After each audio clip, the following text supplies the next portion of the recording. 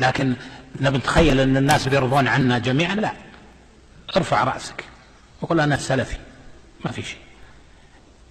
Buradan faydalı olaraq qeyd etmək olar ki, kimi faydalı elmlə mükafatlandırıbsa, onu kimi faydalı elmlə müvəffəq eləyibsə, yəni salih əmələ müvəffəq eləyibsə, o elə ona hidayət edibsə, adətən ona gərəkir ki, neynəsin?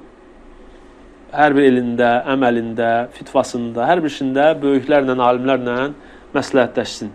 Necə ki, burada gəlib Peyğəmbər sallallahu soruşurlar.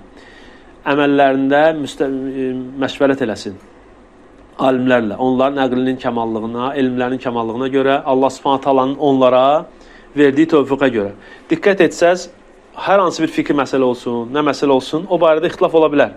Amma böyük ümmətin, həmişə bizim şeyxlər deyir ki, ümmətin tali yüklü, ümmət yüklü məsələlər gələndə, məsəl üçün, filan yerdə üsyan oldu, bu işit çıxdı, nə çıxdı, orada filan cihaddır, belə ümumi məsələlərdə fikir versəz, böyük alimlərin əksərən hamısının sözləri bir-birinə üstün düz gəlir. Hamısının sözləri bir olur, təzə yeni məsələlərdə.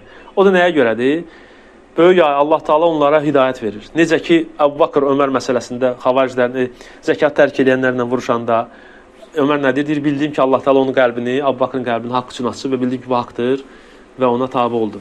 Yəni Allah Subhanahu taala müəyyən elmin səbəbi ilə, insan sidqi səbəbi ilə və illərin İslamda, elmdə keçməyə səbəbi ilə böyük alimlərə hidayət verir, tövfiq verir. Ona görə cavanlar bilməsin ki, mən oxumuşam filan kəs alim bu sualı bilmədi, mən ondan yaxşı bilirəm və filan ki, elə deyil. Ola bilər hansı məsələni bilməsin. Amma adətən belə böyük məsələlərdə Allah Subhanahu əhli sünnə alimlərini heç vaxt azdırmayıb. Yəni sən heç vaxt görməzsən ki, nazirlər, yeni məsələlərdə böyük alimlərdən kimsə tərs fətva versin. Həmişə görürsən ki, Allah Subhanahu tövfiqi ilə böyük alimlərin sözləri həmişə üstə düşür. Özünüz də bu yaşadığımız həyat barədə görmüsünüz. Müəyyən dünyada məsələlər oldu. Alimlər demək olar ki, 99% hamısı eyni söz deyir. Bu da Allah Taala'nın nə idi? Tövfiqidir.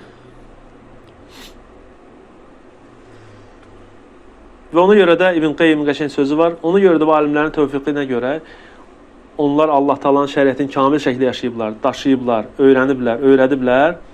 Və ona görə də onların bir-birinə olan sözləri bir-birinə qarşı qəbul olunmur. Çünki onlardan yaxşı dünyada heç kim yoxdur. Ona görə deyirlər, kəlamül əqran yutva və lə yurva. Deyir ki, əqran, yəni eyni elm sahiblərinin kəlamı bükülür, bir-birinə qarşı kəlamları bükülür və lə yurva, danışılmır. Yəni görsən ki, bir-birinə ağır sözlər desələr də, hər hansı bir səbəblərdən dolayı dünya və yaxud da onların sözlərinə fikir verilmir, eyni zamanda eyni təbəqə olan alimlərin bir-birinə qarşı sözü. Ola bir müəyyən səbəblərdən, fitnəkarlardan və başqa səbəblərdən nəsə belə sözlər olsa da belə.